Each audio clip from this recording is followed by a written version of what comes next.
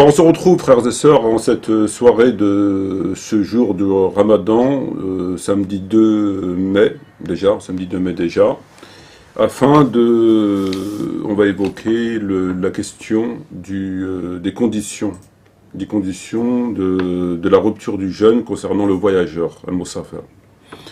Donc avant toute chose, a'udhu billahi minash shaitanir rajim, bismillahir rahmanir rahim, alhamdulillahi rabbil alamin, wa salatu wa salam ala sayyidina Muhammadin wa ala alihi wa sahbihi ajma'in, wa salam alaykum wa rahmatullahi wa barakatuhu. Frères et sœurs, assalamu alaykum, en espérant que vous allez tous et toutes bien en cette journée de ce mois béni du Ramadan. Donc salam alaykum aux frères qui sont présents ici. Et on va essayer d'évoquer ces sujets qui me semblent tout à fait intéressants, et on verra pourquoi. On va essayer. Alors,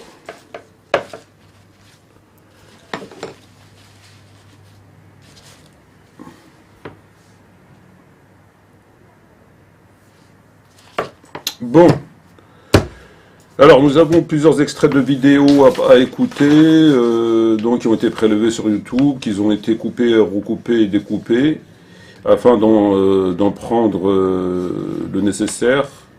Nous avons 8 extraits de vidéos que nous allons écouter concernant le jeune voyageur, en rapport avec 7 prédicateurs en France. Mais avant ça, nous allons revenir sur la question des tarawih, concernant une vidéo qui a été réalisée par l'imam de la mosquée de Marseille. C'est Ismaël quelque chose, j'ai pas retenu son nom. Ismaël Abou Ibrahim. Ouais. Donc c'est Ismaël Abou Ibrahim, donc Ismaël le père de Ibrahim. Très bien. Donc nous allons écouter une vidéo qui évoque, on va faire un petit crochet vers les tarawih, un petit crochet, qui évoque la question des tarawih, avant de rentrer dans le vif du sujet, parce que c'est le sujet d'aujourd'hui, la question du, comme j'ai dit, du voyageur et du jeûne du voyageur pendant le mois de Ramadan. D'accord? Donc c'est Ismaël Abou Ibrahim de la mosquée des Bleuets de Marseille. Merci. Donc Ismaël Abou Ibrahim de la mosquée des Bleuets dans la ville de Marseille. Très bien. Alors...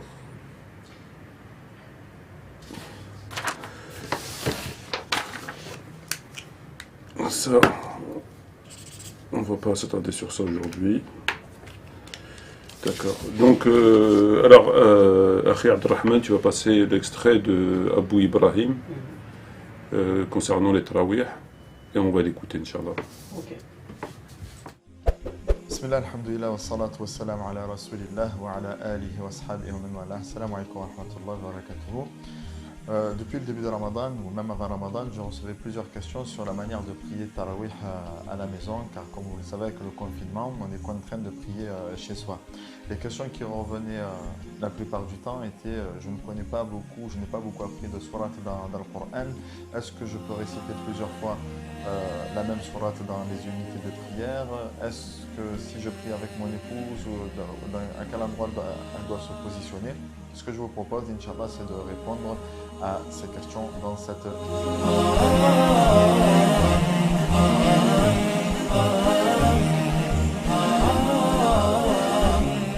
Avant toute chose, Inch'Allah, il faut savoir que le Tarawih fait partie des actes d'adoration qui sont fortement recommandés pendant le mois de Ramadan. Le prophète nous dit Man qama Ramadan imanan wa ihtisaban ghufira lahu ma taqaddama min dhanbihi.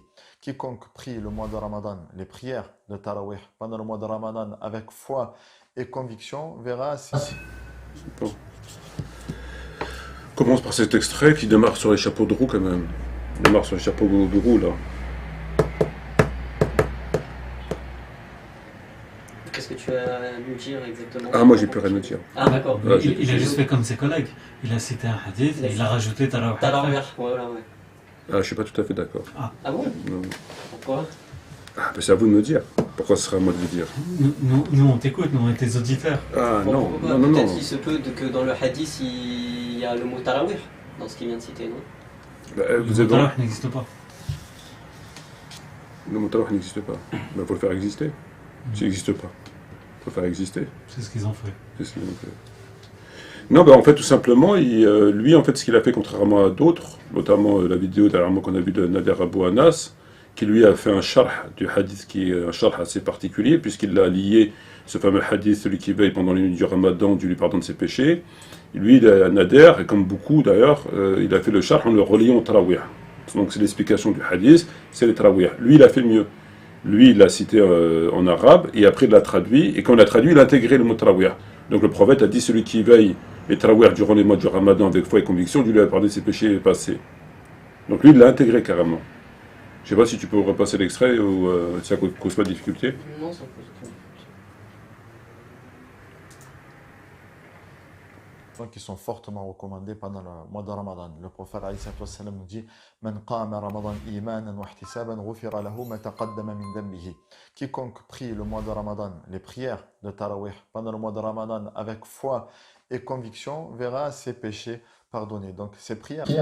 Voilà. Donc lui, il l'a intégré dans le hadith. Il fait partie du texte. C'est sa traduction en fait.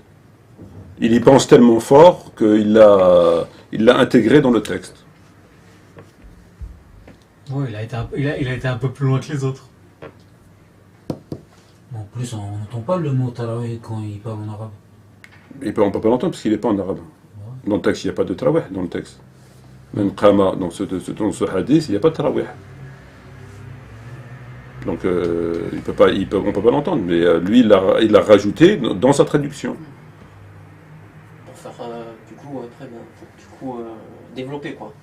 Ben oui, parce Sans que ça, il ne peut pas développer. il aurait pu développer en faisant comme Nader il a fait un sharh du hadith. Même si le sharh il est complètement erroné, parce que ce hadith n'évoque pas les tarawih. Ça n'a rien à voir avec les tarawih. Man qama, celui qui veille dans le Ramadan, celui qui veille, le prophète ne parle pas de tarawih. Donc, oui, c'est Qiyamul Layl. Man qama, c'est peut-être la prière, c'est peut-être lire le Coran, c'est peut-être lire des livres de ilm, de faire des dhikr, faire de Man qama, celui qui veille durant le mois du Ramadan, c'est tout. Il n'y a aucun rapport avec une prière. Enfin, non, il n'y a pas de rapport. Il n'y a pas de rapport avec rien du tout. C'est Man qama, ça s'arrête là. Man qama. On comprend qu'il s'agit de veillée nocturne parce que c'est dit très très clairement. Mais après, c'est celui qui veille, c'est tout.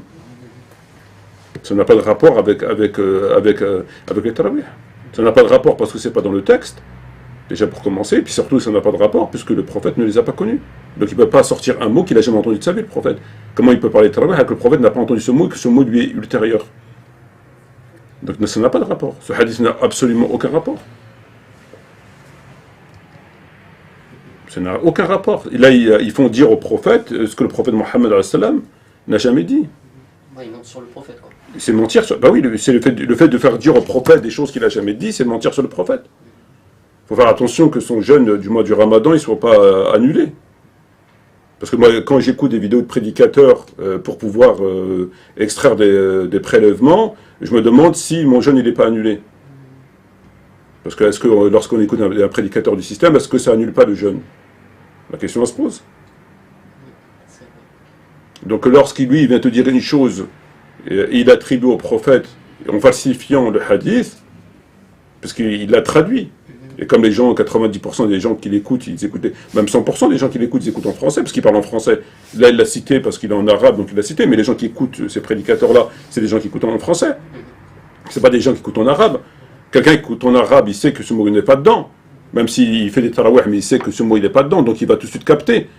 Mais quelqu'un qui écoute en français, et qui ne connaît pas l'arabe, et qui l'écoute lui, il pense que le prophète a dit celui qui veut tarawih pendant le Ramadan, parce qu'il a traduit le texte. Donc quand tu connais la langue arabe un petit peu, tu sais que c'est pas dans le texte. Mais quelqu'un qui connaît pas le hadith, qui connaît pas l'arabe, et il écoute cet imam. Donc il écoute le hadith en arabe, et puis après il lui traduit. Et il le traduit, celui qui veille les tarawih pendant le Ramadan. Donc la personne va penser que le prophète a dit tarawih. Donc elle l'a induit en erreur. Mais ils sont 6 sur 2, ils le font à la Mecque, le tarawih. Ils le font partout. Quel besoin de mentir? Ben, le besoin de mentir, c'est qu'il ment, c'est un fait. C'est que c'est pas... Non mais le besoin, à la limite, c'est pas lui qui va changer le cours de tarawih. Mais le fait est qu'il ment. Puisque l'extrait, on l'a écouté 2 fois, c'est qu'il dit, le prophète a dit, celui qui veut les tarawih pendant le ramadan. Il l'a dit. Ils ne peuvent pas se justifier, quoi. Mais il le dit. Sans Donc, mentir. il le dit. Donc à partir du moment où il a dit, et que c'est pas dans le texte, c'est qui fait dire au prophète ce qu'il n'a pas dit. C'est lui qui le dit. C'est-à-dire qu'il y pense tellement fort, lui, dans sa tête, il prend ses rêves pour des réalités. Il veut tellement que ce hadith soit les tarawih parce que c'est un dalil, parce que tout ça. Donc il le veut tellement fort que quand c'est en lui, sans s'en rendre compte, il va l'extraire, ça va sortir de la bouche, parce qu'il le pense fort, en fait. Il le pense tellement fort qu'il va qu'il le dit comme si le prophète il l'avait dit, alors qu'il ne l'a pas dit. Mais comment en fait ils peuvent arriver à ce point, c'est-à-dire à la fois à mentir à ce niveau-là, mais surtout en fait délaisser les textes que toi du coup tu as extraits de ton livre, tous les textes qui sont en rapport justement avec les tarawih, et que tu as développé, etc. Comment se fait-il en fait qu'ils n'abordent pas ce sujet? Comment se fait-il qu'ils n'abordent pas ce hadith, ces hadiths que tu as abordés, que tu as développés dans ton livre? Là c'est trop leur demander. À ces gens-là de ce niveau de trucs, tu leur demandes de trop. C'est pas pour eux. Lui, si le prédicateur, l'imam, il est, comment on pourrait dire ça, il est sincère dans sa démarche, d'accord? Et que, comme moi ou comme nous, on pensait que le tarawih, c'était ce qu'on nous dit, et ce que lui il dit. On va pas l'écouter plus, parce que c'est pas la peine, il répète ce qu'on sait, donc ça, on va pas prendre le temps aux gens pour rien. Et que tu le penses, sincèrement, tu le penses sincèrement, bon. Parce qu'il n'y a personne qui n'est savant, je veux dire, tu apprends au fur et à mesure. Et qu'il y a un moment donné dans ta vie, tu entends des gens qui tiennent un discours et qu'ils avancent des éléments. Tu t'arrêtes et tu vas vérifier. Après vérification, tu choisis ce que c'est. Mais eux, en fait, si tu préfères, ils ne s'arrêtent même pas. Ils ne s'arrêtent même pas parce qu'ils n'ont pas d'intérêt à s'arrêter. C'est même pas qu'ils ils veulent pas s'arrêter. Ils veulent que ça soit comme ça. Ils veulent qu'ils ont décrété que ce soit comme ça. C'est leur désir. Donc à côté, scientifiquement, ça ne les intéresse pas. Ils veulent que ce soit comme ça.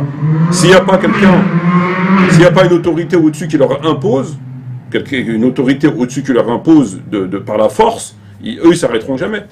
Jamais, parce qu'ils sont contrefiches, comme ils peuvent se... ça, c'est à la limite, c'est un sujet secondaire, tarawih. Le reste, c'est pareil, ils s'en foutent pour être... Tout ce que tu peux leur dire en termes de ce que c'est l'islam, etc., de ce qu'on a dit, ce qu'on parle, ils s'en foutent. Ils ne s'arrêtent pas. Ils s'arrêteront pas. Donc lui, en fait, si tu préfères, que tu lui dises ou que tu lui dises pas, il ne s'arrêtera pas. Il ne s'arrêtera pas. C'est pas le propre d'un scientifique. Un scientifique, dès qu'il est dans une théorie et qu'il entend une contre-thèse ou une contre-théorie ou des éléments qui peuvent effectivement faire en sorte qu'il revoie sa théorie, il va s'arrêter et puis il va regarder, tu vois. Il va regarder pourquoi, etc. C'est le propre d'une personne sincère, intelligente, qui a une démarche scientifique. Mais il va pas continuer tout droit dans le mur. Encore plus, c'est un devoir, parce que si tu te trompes, c'est son devoir de dire que tu te trompes. Bien sûr, mais évidemment. Mais ils le feront pas, ça il faut pas, ils le feront pas. Il va même plus loin parce qu'il intègre le mot dans la bouche du prophète. Donc au lieu justement de la ramener un petit peu à la raison, à la réflexion, à la retenue, ça les excite davantage. Donc en fait, on le fait partout le tarawih, mais pour le justifier, on doit mentir. Ils n'ont pas le choix. Ils n'ont pas le choix. Ils n'ont pas le choix.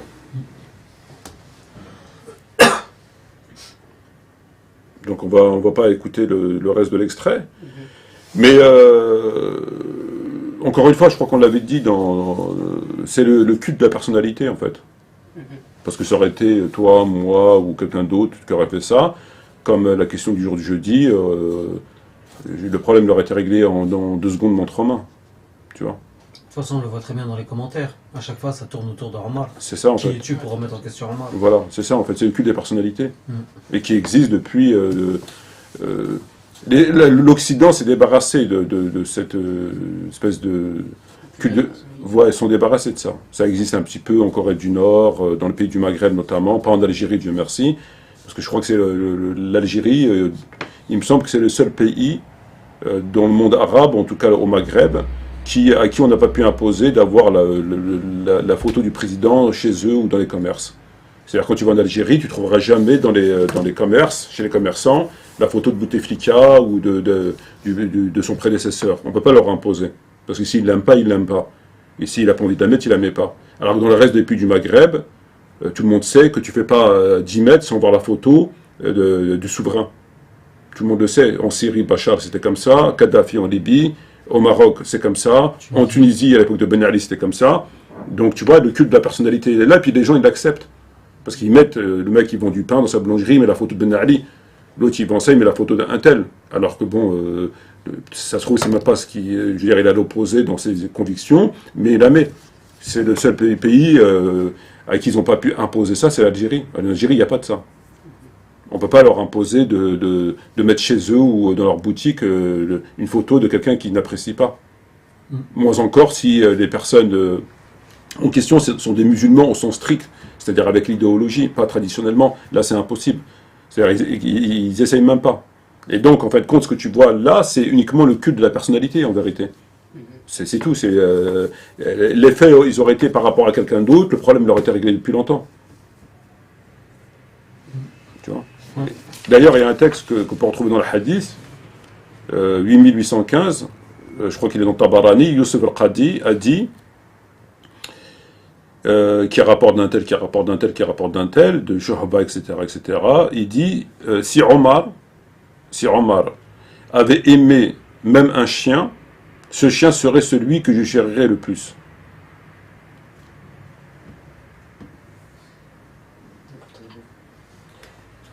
Les savants ils disent pas que le chien.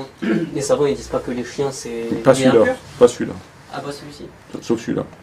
Pourtant, les chiens, ils sont pas très aimés chez les Arabes. Ben, sauf celui-là. Si Omar avait aimé même un chien, ce chien serait celui que je chérirais le plus. Il dit pas si le prophète avait. Non, non. Tu vois? Ouais. Ça veut tout dire. Ouais, ça montre l'ambiance en tout cas. Ça montre l'ambiance. Et dans le hadith qu'il a cité, Men Qama, Ramadan, Imanin Ihtisaban, celui qui veille pendant le mois du Ramadan avec foi et conviction du pardon de ses péchés, ce hadith il est utilisé pour les tarawih. Et il le sort que pour les tarawih en fait, ce hadith. Ouais. C'est ça, on entend chaque fois pour les tarawih ce hadith. Ah ouais. C'est ça? Ouais. Justement, j'avais une question sur ce hadith. Il parle bien de pardon de tous les péchés, c'est ça, ou de pardon des De pardon des péchés péchés, ouais. Des péchés passés, ouais. Et qu'est-ce que justement tu penses de ce hadith à ce niveau-là, sur le pardon des péchés? La question des pardons des péchés, c'est un sujet à part entière, tu vois. C'est un sujet trop long. Mais ce qui est intéressant, c'est que si on prend par exemple le livre de Ahmed ibn Hanbal, il est là, mais on peut le trouver dans beaucoup de hadiths, dans beaucoup de livres de hadiths. Donc je passe à la chaîne de transmission.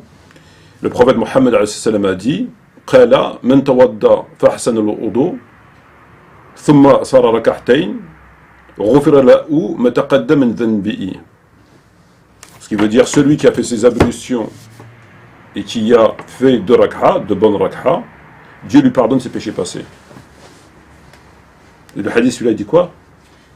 Celui qui veille durant le mois du Ramadan. Je crois que c'est avec foi et sincérité, c'est ça? Ouais. Verra ses péchés pardonnés. Ses péchés passés pardonnés. Passés, voilà. Ben, celui-là il dit la même chose, il n'y a pas besoin d'attendre le Ramadan. Celui-là il te dit celui qui fait des ablutions, fait de rak'ah, Dieu lui pardonne ses péchés passés. Pourquoi ils attendent le Ramadan? Tout à fait. Ben, celui-là il dit la même chose. C'est le même.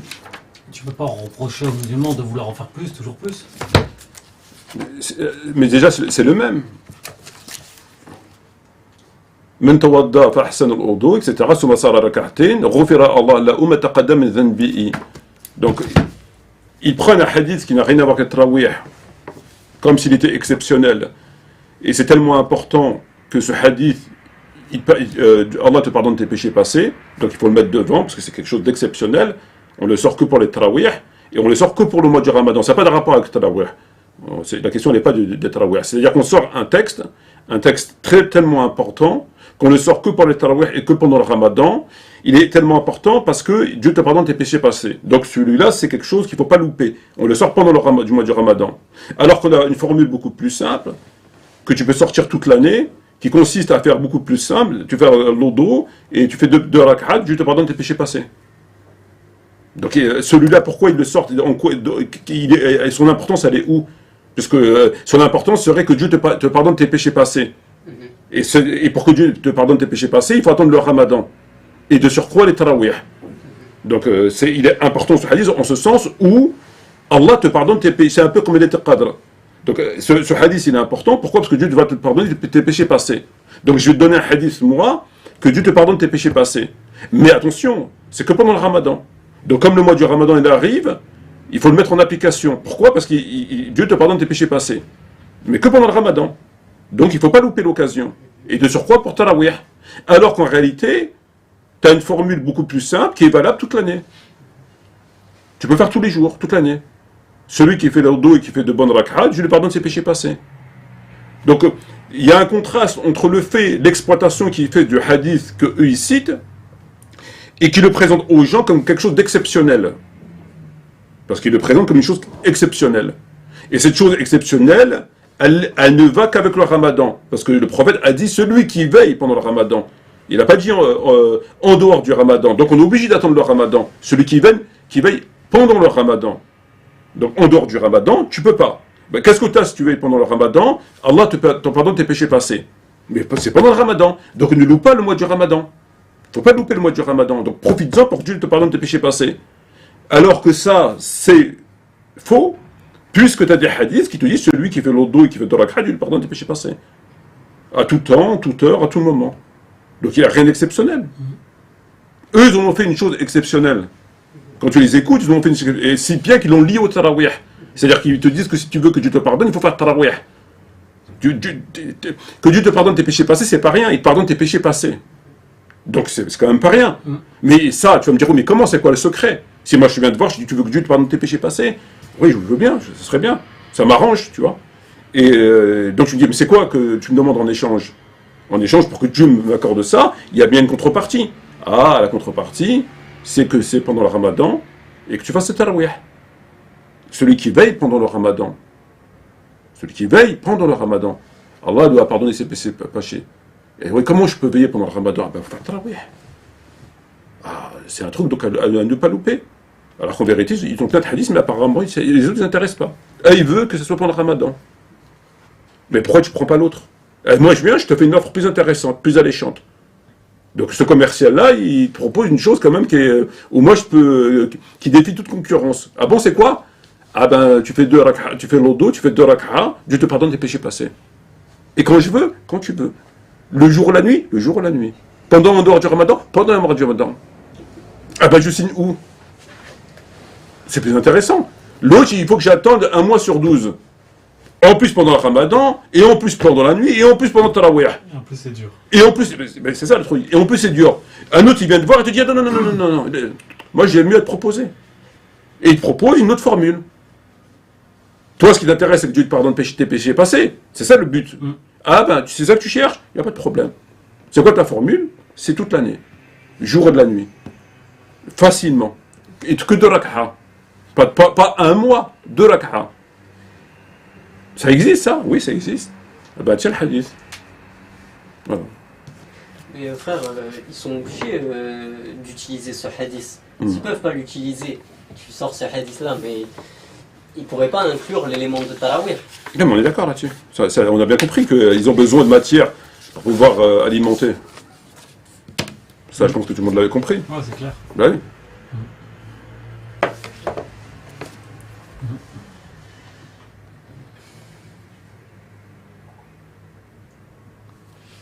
Ouais. J'ai rien à rajouter, frère. Il n'y a pas de commentaire par Non, Bah, moi, Si. juste... Ouais. Dans le live, quelqu'un demande pourquoi le prophète, s'il avait une chambre à part, il a fait 2-3 nuits de prière surérogatoires dans la mosquée. Il a fait plus que ça. Il faisait tout le temps des prières surérogatoires dans le mosquée, le prophète. C'est chez lui, en fait. Ben, évidemment. Le problème que les gens n'arrivent pas à comprendre. Le prophète, Mohammed alayhi salam, c'est le prophète. Les gens, c'est les gens. Le prophète, il a interdit de mettre sur pied cette pratique en commun. Sa volonté, c'est qu'il n'y a pas de cette pratique en commun. C'est ça que le prophète a voulu interdire. Et c'est ça que le prophète a interdit. Maintenant que le prophète lui prie tout seul dans sa mosquée, ça ne contredit pas que lui, il ne veut pas que les gens se rassemblent, faire une prière surrogatoire en dehors et pendant le ramadan dans la mosquée. C'est ça sa volonté. Ça ne contredit pas lui ce qu'il fait après de son côté. Après lui, il peut prier dans la mosquée, il n'y a pas de contradiction. Il a le droit. Ça ne contredit pas. Quand il dit la meilleure prière est chez vous, donc c'est valable, c'est pas valable pour lui aussi? Non, parce que lui c'est un prophète. Donc c'est la rhétorique consiste à gérer la foi des gens selon des critères pour le commun des mortels. Et le commun des mortels, c'est pas forcément le prophète. Le prophète, c'est le prophète. Le prophète, il a des choses que les gens n'ont pas. Les ablutions, il y a des exclusivités, des choses que lui peut faire, que le reste des musulmans ne peuvent pas faire. On va pas les citer ici, mais tout le monde les connaît. Le fait qu'il a eu plus de 4 femmes, le fait qu'il s'est marié pendant le pèlerinage, enfin bref. Donc il a des choses que lui sont spécifiques à lui, que lui peut faire, que les autres n'ont pas le droit de faire. C'est interdit pour les autres. Bon. Maintenant, lui, le prophète, il légifère pour les gens. Donc lui, dans le fait qu'il a légiféré pour les gens, il ne veut pas que les gens font de prières surrogatoires, ni pendant le ramadan, ni en dehors du ramadan, dans la mosquée. Maintenant, lui qui va prier dans sa mosquée, qui est finalement chez lui, ça ne contredit en rien la loi par rapport au commun des gens. Quand l'État français légifère, il légifère par rapport à l'ensemble des gens. Maintenant, quand on a une interdiction de rouler avec un téléphone dans la main, c'est interdit de rouler, tu perds des points, d'accord? Il y a des gens qui peuvent conduire tout à fait correctement avec un téléphone. Ça ne leur cause pas de problème. Ça leur cause pas un problème particulier. Mais eux, quand ils font une législation, ils le font selon le commun des gens. Et le commun des gens, malheureusement, il va y avoir des accidents, il va y avoir etc., etc. C'est pas possible. On fait une loi par rapport, non pas par rapport à une exception de gens réveillés, etc., etc., mais on fait par rapport au commun des gens. C'est comme ça qu'on fait une loi. On ne fait pas une loi par rapport à une exception. Si les gens ont il y a 10% de la population des gens qui ont une qualité qui fait que la loi ne va pas légiférer par rapport à eux. Parce que tu as 90% qui sont des gens qui ne sont pas capables. Par exemple, un nouveau conducteur.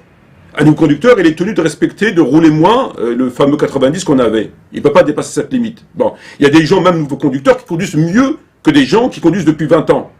Mais eux, est-ce qu'ils vont légiférer par rapport à ça ? Non, ils vont légiférer par rapport à la moyenne des gens. On fait une loi par rapport à la moyenne des gens. Le prophète Mohammed, quand il légifère pour les autres. Il légifère pas pour sa personne. Lui, il peut le faire. Il n'y a pas de contradiction. Mais les gens n'ont pas le droit de le faire. C'est interdit. Il a légiféré pour les autres, pas pour lui. Donc lui, après qu'il va prier dans la mosquée, qu'il fait des rak'a surrogatoires dans la mosquée, c'est un prophète. Ça ne concerne pas forcément lui, ça concerne les gens. Et de deux, la mosquée, c'est chez lui. C'est pour ça qu'il y a des exceptions pour ceux qui sont en état d'impureté, qui ne peuvent pas entrer dans la mosquée, sauf, aurait-on dit, telle ou telle personne. D'accord? Mais le commun des personnes n'auraient pas le droit de rentrer dans la mosquée en état d'impureté. Sauf telle ou telle personne, selon un certain nombre de hadiths. D'accord? Ou lui-même. Mais le reste des gens ne peuvent pas. Tu vas pas dire pourquoi Ali alayhi salam il a le droit de rentrer à la mosquée impure, ou pourquoi le prophète peut être dans la mosquée impure, et les gens ne peuvent pas. Donc il y a une contradiction. Non, il n'y a pas de contradiction. Donc le fait que le prophète a veillé dans sa mosquée, qu'il a veillé encore tout le reste de sa vie dans la mosquée, après le fait qu'il a dit ça, ne contredit rien en fait qu'il a légiféré pour les gens, leur disant « ça, je l'interdis ». Pour vous, vous n'allez pas venir vous rassembler. Si vous voulez faire Qiyam el-Layl, il n'y a pas d'ostentation, faites-le chez vous. Voilà. Maintenant, lui, il peut le faire dans sa mosquée. La question de l'ostentation, elle ne se pose pas pour lui. Voilà. Parce qu'il est tout seul. Ça n'a rien à voir. Ok.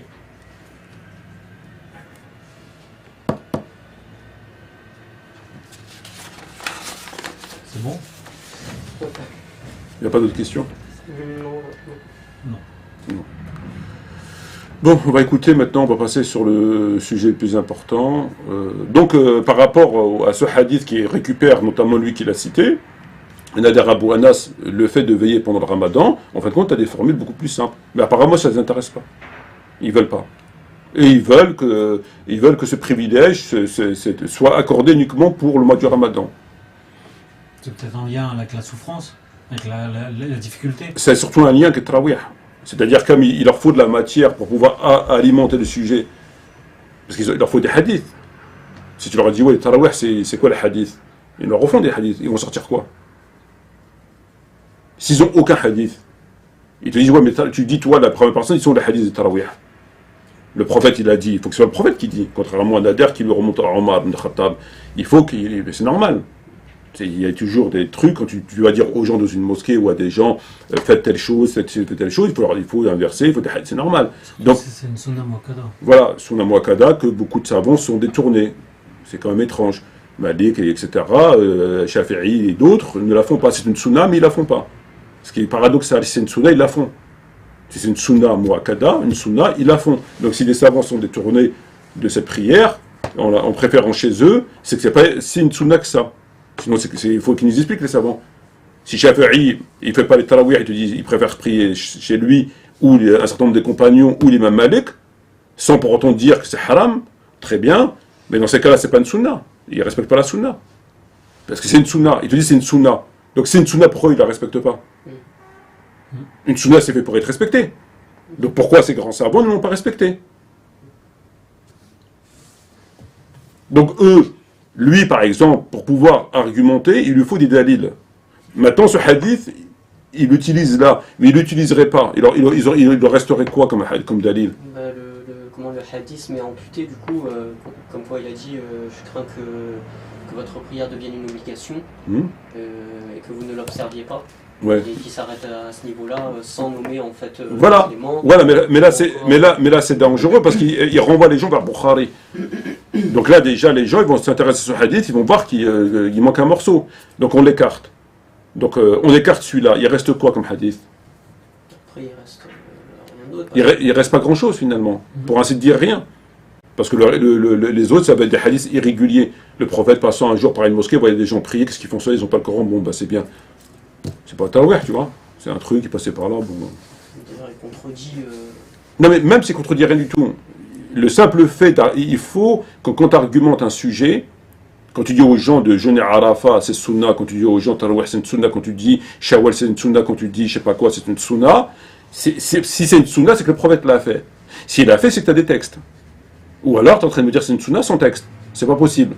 Donc, si c'est une sunna, c'est que le prophète l'a fait. S'il l'a fait, c'est que tu as des textes. Si tu enlèves ce hadith que eux ils ont cité, ben, il ne reste plus rien, pour ainsi dire. Donc c'est pour ça que eux, ça les arrange de le citer, en le reliant avec le ramadan, en le reliant avec l'importance du ramadan, et en le reliant de surcroît avec le tarawih.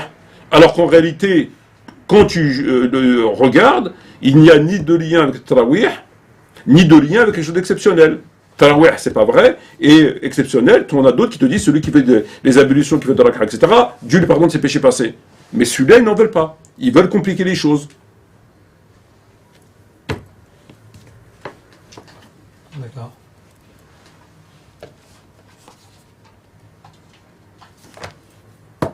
C'est bon? Ouais, Bon, on va passer maintenant aux vidéos concernant le sujet du jeûne du voyage. On va écouter la première vidéo, je crois que c'est toujours le même imam, Ismaël Abou Ibrahim, c'est ça? Oui. Tu nous passes l'extrait, Abdelrahman, Inch'Allah. Ouais. Question. Quelles sont les conditions qui permettent aux voyageurs de ne pas jeûner? Ces conditions sont au nombre de 5. Et ces conditions, bien sûr, sont propres à l'école, au madhab de l'imam Malik, rahmahullah. Il y a sûrement d'autres avis là-dessus. Et le but de cette vidéo est ne pas d'évoquer plusieurs avis, ni de faire de comparaison entre l'avis d'un imam et l'avis d'un autre. Le but de cette vidéo est simplement évoquer l'avis de l'imam Malik, rahmahullah, sur le sujet. Donc, le voyageur a permission de ne pas jeûner sous 5 conditions. La première condition est... Non, c'est bon, c'est bon. Et que le jeûne soit le jeûne de Ramadan, un jeûne obligatoire de Ramadan. Si ce jeûne-là est une obligation, mais qui n'est pas lié à Ramadan, c'est-à-dire qu'il est un jeûne expiatoire, comme celui qui doit jeûner 2 mois consécutifs, alors à ce moment-là, cette personne-là est tenue de jeûner même lorsqu'elle est en voyage. La permission de rompre le jeûne lorsque nous sommes voyageurs est une permission qui n'est accordée qu'à celui qui jeûne le mois de Ramadan et non pas les autres jeûnes obligatoires. Et pour les autres jeûnes obligatoires, nous les avons déjà évoqués lors de la première vidéo. La deuxième condition est que le voyage soit considéré comme un véritable voyage, c'est-à-dire au-delà de 80 km tel qu'il est connu dans le madhab de l'imam Malik. Celui qui fait un court voyage, alors à ce moment-là, il ne lui est pas permis de rompre le jeûne. D'accord. Donc 80 km pour rompre le jeûne. Passe le second, celui qui a le chapeau. Troisièmement, la résidence, c'est le fait de ne pas être en voyage, parce que le jeûne n'est pas obligatoire pour celui qui voyage d'une distance de plus de 80 km, à condition que son voyage soit licite, qu'il l'ait commencé le soir et pas en journée. D'accord. Le troisième. Pour terminer, quand on peut rompre le jeûne en voyage? Eh bien, c'est simple. Je vous renvoie à la vidéo que j'ai faite concernant le raccourcissement des prières, al-qasr. À partir de quel moment, quelle distance et quelle période, eh bien, on peut réduire les prières. Eh bien, c'est le même cas pour as-siyam. À partir du moment où il t'est autorisé de réduire les prières, il t'est autorisé aussi de rompre le jeûne. Et s'il ne t'est plus autorisé de réduire les prières, il ne t'est plus autorisé de rompre le jeûne. De façon brève et résumée, je vous renvoie à la vidéo que j'ai faite précédemment sur le rétrécissement des prières. Eh bien, à partir du moment où tu as mis l'intention de quitter ton domicile, tu as quitté ton domicile, la ville, et tu as dépassé 80-81 km approximativement, eh bien, à ce moment-là, tu as le droit de rompre le jeûne. Et quand tu arrives à destination, mais tu n'es pas toujours considéré comme résident, et tu restes moins de 4 jours complets, à ce moment-là, tu peux rompre le jeûne. Si tu dépasses les 4 journées complètes, eh bien, tu ne peux plus ici rompre le jeûne. Une condition qui se rajoute à cela, et c'est l'avis d'Al-Jumhur, de la majorité des savants, c'est qu'il faut...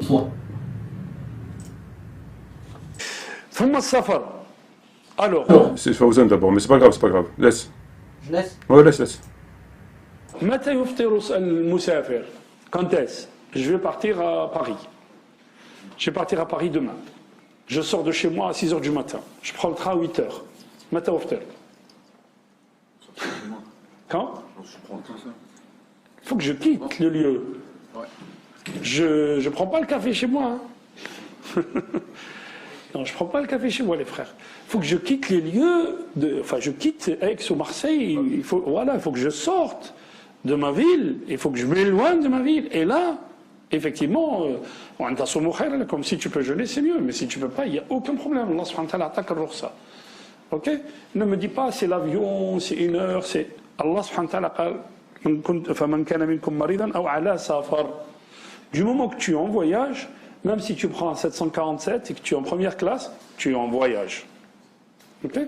Mais la tuftir, jusqu'à ce que tu quittes la ville, jusqu'à la tuftir حتى تخرج من بلدك. Il faut que tu sortes de la ville. Mais ça ne dépend pas à la distance. نعم, bien sûr. لازم يكون في سفر.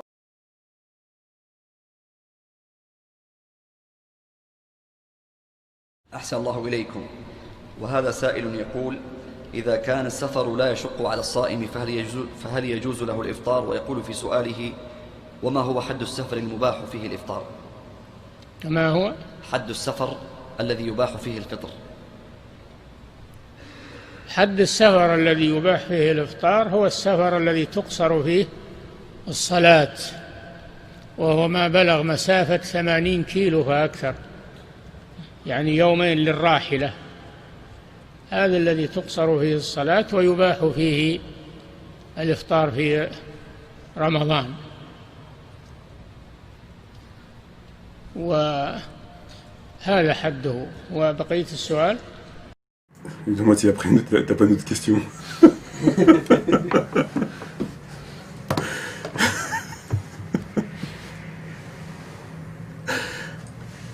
C'est-à-dire qu'il reste une question. Bon, on est toujours là, Rahman? On est là, on est présent. On est présent. Donc on a écouté plusieurs extraits concernant la rupture du jeûne pour le voyageur du Ramadan. Et donc, bon, après, sur la question, il faut partir le Fajr, la nuit, 4 jours. Il paraît que l'imam Malik, il est resté 2 ans en voyage, il n'a pas jeûné. Enfin bref, ça va dans tous les sens. Mais concernant la distance, c'est ça qui nous intéresse ici, tu vois, c'est la distance.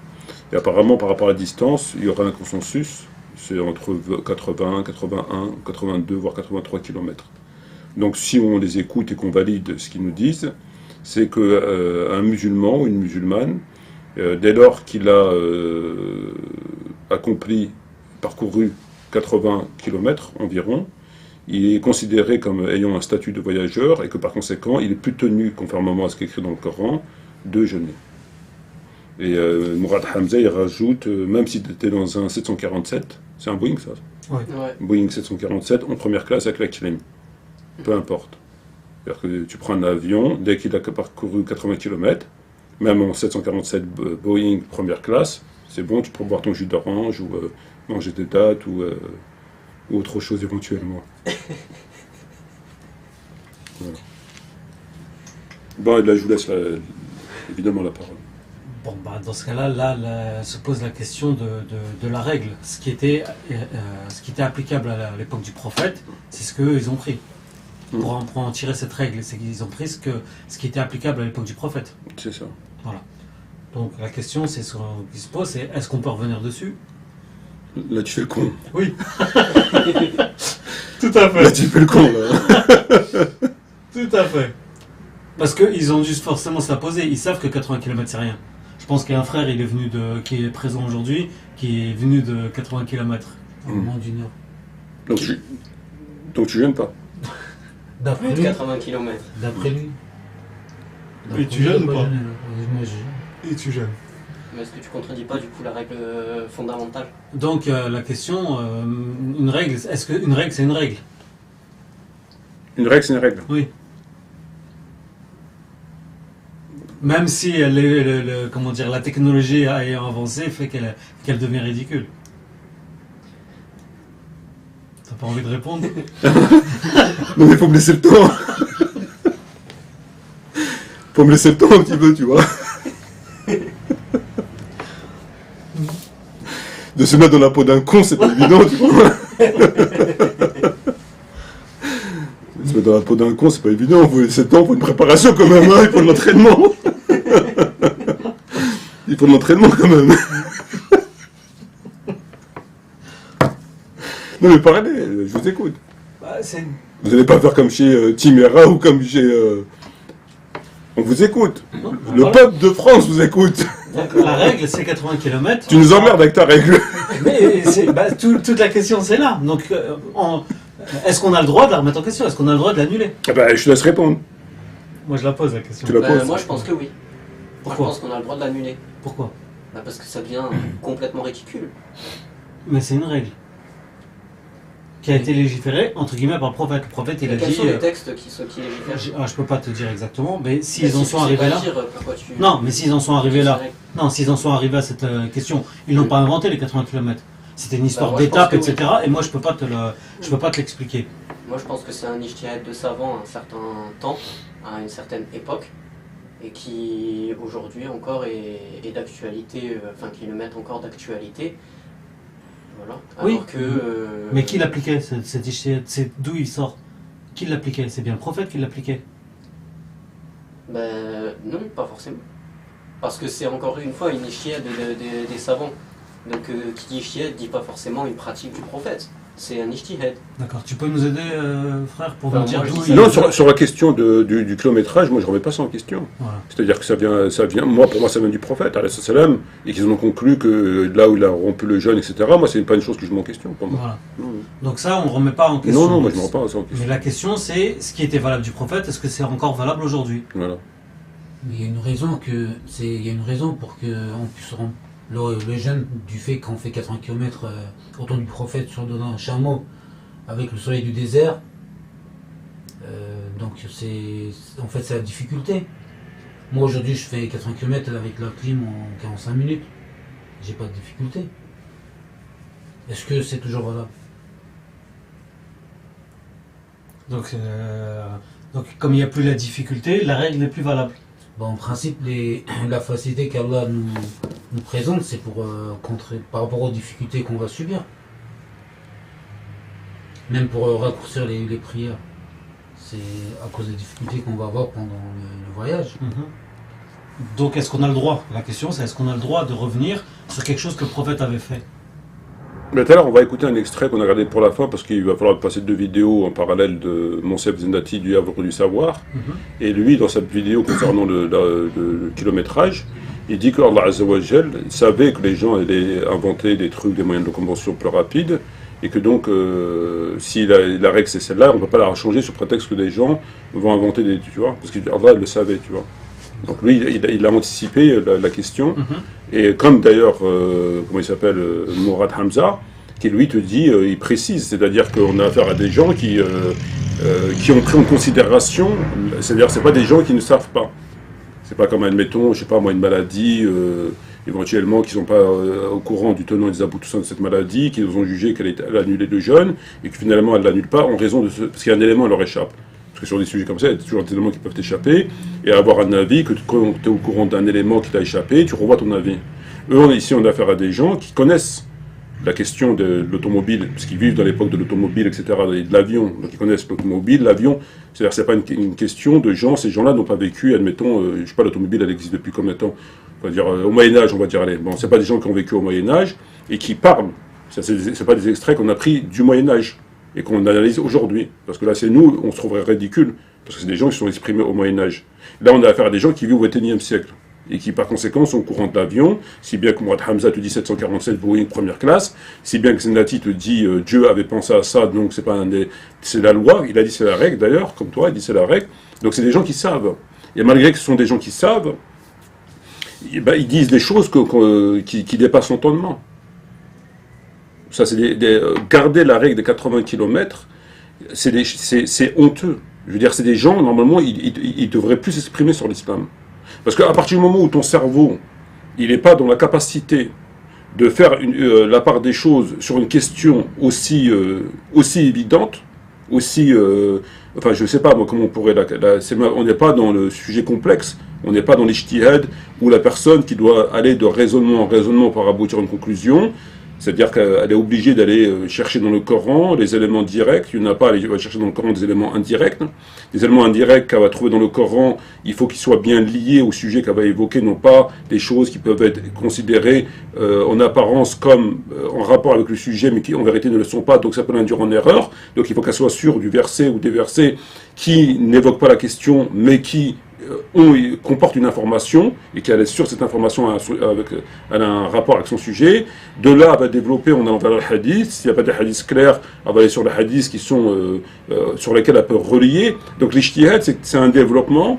Il peut être fait en ligne droite, c'est-à-dire partant d'un verset sur une chose que Allah s'exprime et arrive à une conclusion qui est en ligne droite, d'accord ? Et il peut être fait de façon très compliquée, c'est-à-dire où la personne n'a pas droit à l'erreur. C'est-à-dire qu'il faut qu'elle parte sur des versets ou des hadiths qui ne sont pas clairs, mais qu'on peut relier pour X ou Y raison, et donc développer, de développement en développement, tu arrives à une conclusion qui se tient. Mais à condition que ta motivation soit fondée sur l'analyse de la chose, et qu'à aucun moment elle est biaisée. Parce que tu as oublié, parce que tu as mal jugé les choses, parce que tu as exagéré dans ton truc, parce que tu as minimisé, parce que tu as occulté un élément. Tu comprends ce que je veux dire? C'est pas rien. D'accord? Donc ces gens-là, ils te disent qu'au XXIe siècle, on est quelle année aujourd'hui? 2020? Mai 2020, c'est ça? Oui. Ils sont en train de te dire, ces gens-là, en 2020, que dès lors que tu voyages 80 ou 80 km, tu peux rompre ton jeûne. En partant du fait qu'on ne remet pas en question, que le prophète n'a pas parlé de kilomètres, mais ils ont conclu qu'il a machin, etc. Donc 80, ils ont conclu. Ça, on ne remet pas en question. On va dire que c'est vrai. Ils l'ont vu, il a rompu le jeûne à partir de... Bon, c'est pas grave. Donc on prend en question. La question de partir avant le fajr, après le fajr de la nuit, ça c'est la procédure, on n'a pas besoin. Restons dans la loi. Et donc, c'est vrai. Et aujourd'hui, il l'applique à la lettre. Avec la voiture, avec les éléments de locomotion qu'on a aujourd'hui. Parce que ça fait partie de ce qu'il y a dans les textes. Ça, c'est quelque chose, ces gens sont un danger réellement pour l'islam. Parce que, sans manquer de respect à personne, et Dieu m'en soit témoin, le cerveau, il est où? Il est où le cerveau? Là, il n'y a pas de cerveau. Demain, les koufars, parce que c'est les koufars, le maître blanc, d'accord, c'est malgré eux, c'est-à-dire qu'il vient empiéter dans leur religion, malgré eux. Eux, ils seraient restés à l'époque du chameau, la question ne se poserait pas, on ne ferait pas de vidéo. Mais le koufar, le kafir, il est venu empiéter dans leur religion, il vient changer la donne, malgré eux, d'accord? Donc il les pousse à réfléchir, en inventant des trucs qui n'existaient pas. Eux, ça l'arrangerait qu'il n'a pas inventé, mais bon, il l'a fait. Nous, bon, voilà, il vient nous bousculer chez nous, tu vois. Demain, le kafir, il invente un moyen de locomotion, d'accord? Il existe d'ailleurs. Il existe, mais bon, comme il y a la circulation, parce que nous, on parle de la voiture, mais il y a l'avion, il y a la fusée, il y a, je sais pas, il y a la moto, par exemple, il y a beaucoup de choses. Bon, donc, à la limite, il n'a même pas besoin d'inventer. Quelqu'un prend sa moto. Il est à Paris, il prend sa moto. Il va à un endroit. Et bon, il n'y a pas de circulation, comme là, par exemple, il y a le virus, il n'y a personne dehors. Et pour faire 80 km, il va rouler, on va dire, à 150, 200 km/h, il prend direct l'autoroute, là, en sortant de Porte de Machin pour l'autoroute, il tape à 200 km/h pour aller à un endroit. Combien de temps met-il pour faire 80 km à 200? Moins de 30 minutes. Moins de 30 minutes. Voilà. Pour aller se reposer à la maison de campagne ou je sais pas quoi. D'accord? Donc il peut rompre le jeûne. Donc à partir du moment où tu fais 30 minutes de voiture ou de moto, tu es considéré comme quelqu'un qui peut rompre le jeûne. Avec l'attention du voyageur. Tu vas en voyage, tu ne vas pas pour autre chose, tu vas pour, bon, par exemple, en vacances dans ta maison de campagne. Donc en une demi-heure, tu peux rompre ton jeûne. En une demi-heure. Et ça, il accepte. Et ça vient contredire. Ça vient contredire non seulement ce que eux disent,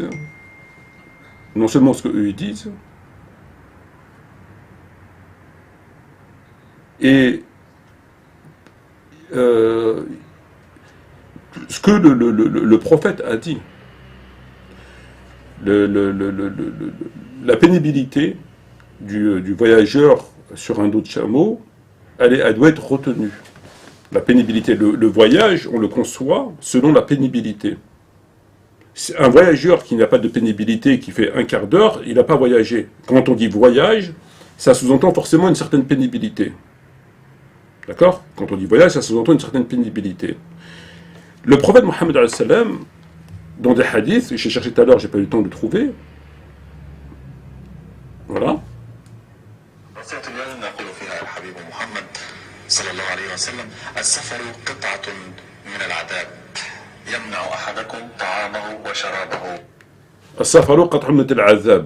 Le voyage est une partie d'une torture azab, c'est-à-dire difficulté, on va dire, mais forte difficulté. C'est bien qu'il a utilisé le mot azab. C'est un hadith. Le prophète dit que le voyage est une partie, c'est un fragment, une partie d'une torture. C'est pas la torture, mais c'est une partie. Donc je sais pas comment on peut traduire en français, mais bon, voilà ce que ça veut dire.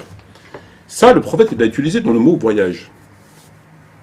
Donc le voyage, pour qu'il soit voyage, il comporte pénibilité, difficulté. Plus que difficulté. Torture. Azab, une partie en fait. Ouais. C'est une partie de la torture. C'est pas la torture au sens strict du terme, c'est-à-dire toute la torture avec la torture, mais c'est une partie. C'est un fragment, c'est quelque chose qui est moindre, mais ça vient de là. Donc le prophète, il le dit. Est-ce que quand tu voyages 80 km en voiture, tu es considéré comme quelqu'un qui est torturé? Non. Ça, tu es obligé de le prendre en considération. C'est un hadith. Et qui te ramène dans ce qu'ils considéraient à l'époque comme un voyage. Ça fait partie de ce qu'on comprend dans l'idée du voyage. Comment tu peux maintenant considérer que tu es un voyageur sans que dans ton voyage ne comporte cet élément-là de la douleur, de la souffrance, de la torture, peu importe. S'il n'y a pas, c'est qu'il n'y a pas de voyage. Il faut qu'il y a cet élément que le prophète a dit. Donc quand le prophète il parlait de voyage, à l'époque quand les gens parlaient de voyage, ça comprenait forcément un éloignement familial, comme il l'a dit, un éloignement familial, un éloignement par rapport à tout ça, et le fait d'endurer. Dès lors que il n'y a pas ces choses-là, le voyage il est remis en question. Est-ce que tu voyages? Est-ce qu'on peut considérer que tu as voyagé? Ça, il faut le prendre en considération, ça fait partie des hadiths. Ils n'ont pas pris en considération. Si tu t'en tiens à la lettre, que le voyageur, le texte le dit. Le texte dit, nous on a un texte qui dit, la règle que tu parlais tout à l'heure, la règle a dit telle chose. Donc nous on s'en tient à la règle, on ne sort pas de la règle. On ne prend pas en considération la modernité, tout ça. Le prophète il n'a pas dit, mais ça fait partie de la règle. La règle a dit ça, Dieu savait qu'ils allaient inventer des avions et des voitures, c'est pas grave, c'est la règle. Bon. Quand tu prends le verset dans la sourate Anfal, lorsque Allah Azza wa Jalla dit préparez alors tout ce que vous pouvez comme amas et force, afin d'effrayer l'ennemi de Dieu et votre ennemi, et quand tu prends le hadith du prophète qui explique ce verset, parce que tu as le tafsir qui va t'expliquer le verset, mais tu as aussi des hadiths qui t'expliquent ce verset, notamment dans le Musnad d'Ahmed, mais un peu partout. Le prophète, quand il cite ce verset, il parle du fait de s'exercer au lancer de javelot et à l'arc. C'est le prophète qui parle, en expliquant ce verset. Et après, tu as le tafsir qui va reprendre ce hadith pour alimenter leur tafsir en disant, voilà, ce verset veut dire ça, le prophète a dit ça, etc. Bon. Est-ce que nous, aujourd'hui, lorsqu'on fait un tafsir de cette ayah, est-ce qu'on va reprendre le lancer de javelot ou l'arc? Non, c'est pas d'actualité. Il va t'arriver ce qui est arrivé aux Polonais face à Hitler. Ils ont chargé avec des chevaux. Donc là, il est évident que c'est un hadith qui est abrogé par l'évolution. C'est l'abrogation par l'évolution. Donc Allah, quand il parle de ça, à l'époque, Allah, il ne parlait pas des chars, il parlait de cavalerie. Ouais, de la cavalerie, avec de l'armée actuelle, enfin, à l'époque, Allah, il parlait de ça. Le prophète parlait de ça. Et il disait qu'il fallait s'entraîner au javelot, etc. Est-ce qu'aujourd'hui, si tu fais un tafsir du Coran, tu vas dire aux gens, préparez-leur que ça, préparez-leur de la cavalerie? Non, tu peux pas. Raisonnablement, non. Hein? Raisonnablement, non. Non, la cavalerie, elle n'a rien à voir là-dedans. Il n'y a plus de cavalerie aujourd'hui. Aujourd'hui, il ne fait plus la guerre avec des chameaux contre les Américains ou contre... Tu peux pas, ça. Dans ce cas-là, c'est mieux de rester chez toi, c'est pas la peine. Quand le prophète il dit « entraînez-vous au javelot », tu vas pas prendre ce hadith, le prophète a dit, il a donné tafsir, donc on voit tes enfants s'entraîner au javelot. Tu vas faire quoi avec un javelot? Tu mets en danger la vie d'autrui. Tu vas faire quoi avec un javelot? Moi, je prends le hadith, le prophète, il a fait le charge de ce hadith, prépare, etc. Il a dit entraînez vos enfants au javelot et à l'arc. Donc moi, je m'en tiens au hadith. Il est authentique, il est ceci, cela, je m'en tiens à ça. Donc tu vas envoyer tes enfants, en vue de faire le jihad, offensive ou défensive, s'entraîner au javelot. Non. Ils vont pas aller loin. Il y en a qui pensent encore. Hein. C'est la même chose que le voyage. D'accord. C'est exactement la même chose.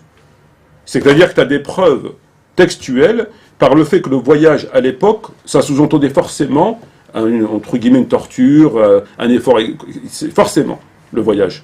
Et donc, c'est plus valable aujourd'hui quand tu fais un voyage. Donc ça, tu es obligé de l'intégrer dans ta réflexion. Sinon, c'est pas un voyage. C'est plus un voyage. Et, ouais. D'ailleurs, dans le Coran, Allah, il met le voyageur avec le malade. Tu as le voyageur et le malade, c'est comme si le malade, justement, quand il te dit et le malade, tu pars du principe que toute personne qui se dit malade est malade. Donc tu raisonnes de la même manière que le kilométrage. Donc une malade, tu ne te dis pas c'est quoi malade. C'est à l'appréciation des gens. Il ne dit pas malade c'est quoi, il ne va pas donner toutes les maladies du monde. Parce qu'il ne va pas en citer certaines, ils ne sont pas dans le Coran, bon bref. Donc il ne te dit pas ce que c'est un malade. Mais quand tu regardes les savants, ce qu'ils te disent, c'est quoi un malade? Ils te disent, on considère, enfin, en tout cas les savants sérieux, ils te disent, on considère que tu es malade dès lors que tu ne peux plus prier debout. Dès que tu ne peux plus te prier debout, on considère que tu es malade, parce qu'il n'y a pas d'information. Maintenant, si on fait comme eux ils font, malade, tu as mal au doigt, tu es malade. Tu as mal à l'oreille, tu es malade. Tu as mal à la tête, tu es malade. Non, la maladie, il faut qu'elle soit sérieuse, en tout cas c'est sérieuse pour qu'elle t'empêche de jeûner. Et donc, ils font un parallèle avec le fait de ne pas pouvoir prier debout. Si tu es malade vraiment, tu ne peux pas prier debout. Donc, ils ont donné un caractère sérieux. C'est pas malade, j'ai mal au ventre, machin, je suis malade. Ici, par rapport au voyage, c'est la même chose. Donc, tu as plein d'éléments qui viennent t'indiquer que le voyage, c'est pas le kilométrage qui compte. C'est pas le kilométrage qui compte. C'est le fait qu'il faut le relier à un effort considérable par rapport au hadith qu'on a cité. Et par rapport au fait qu'on est obligé de revoir les textes à la lumière dans l'époque dans laquelle on vit. Sinon, il faudrait nous expliquer comment... ça, tu es obligé.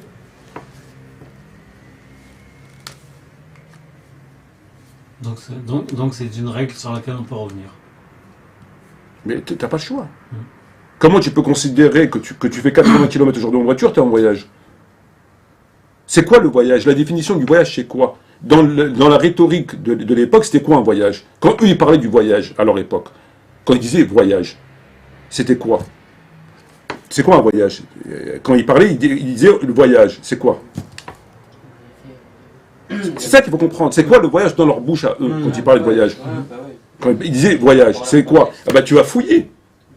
Comme dans le Coran, il te dit, par exemple, de faire le testament, mais si vous êtes en voyage, vous ne trouvez pas de quoi écrire. Tu vois, donc le voyage, c'est quelque chose de sérieux. C'est pas comme ça, tu prends ta voiture, tu fais une demi-heure, tu es en voyage. Tu vois, il y a des éléments qui sont liés à la notion du voyage. Et parmi les éléments, c'est notamment ce hadith, etc. Donc le voyage, c'est quelque chose de sérieux. Aujourd'hui, 80 km, c'est pas un voyage. Voyager en Boeing aux premières classes et que tu vas faire... Il te dit que tu es en voyage. Comment tu es en voyage? Il n'y a pas de voyage dans ton histoire. Ou alors, il faut revoir les hadiths du prophète qui dit que le voyage, c'est une espèce de torture. C'est vraiment des raisons valables, avec des facteurs environnementaux, vraiment contextuels. Il te dit, le voyage est considéré dès lors que tu voyages pour une chose licite. Il faut que tu vas...